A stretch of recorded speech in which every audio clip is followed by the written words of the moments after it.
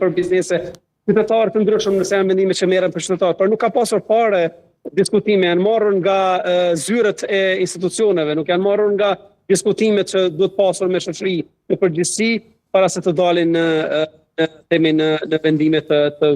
finalizuar. Gjithë kjo e bën të problematike, pastaj është rritja e pagave që është bërë në kohë fushate. Pra këto janë dëmtuar jashtëzakonisht shumë, sidomos bizneset e vogla. Ato janë në situatë jashtëzakonisht të vështirë, janë sot për nesër, një pjesë prej tyre janë sot për nesër që janë të punu,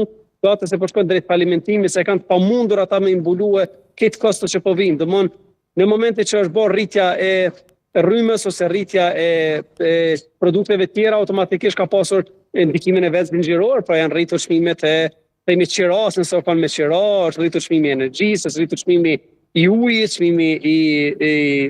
ngrohjes, domthon shumë produkte ose shumë shërbime tjera kanë mësuar me një ngritje nga një vendim. Prandaj unë gjithmonë kam kërkuar pensioneve që duhet ta analizojnë mirë, dhe duhet të ketë diskutime të shumta dhe analiza të shumta para se të dilet me një vendim më marr për një çështje të caktuar. Për mua ka qenë totalisht e paarsyeshme që dështimi institucional për të rritur kapacitetet prodhuese të energjisë tu vishet në këtë rast, ose tu vihet barr qytetarëve dhe vetë bizneseve, ose në rastin e njëjtë ka të bëjë edhe me rastin e energjisë liberalizuar. Pra, institucionet kanë dështuar me hap tregun për me pas më shumë investime në sektorin energjetik, dhe duke parë që kanë dështuar, dhe tash t'ia vendosëm çat patur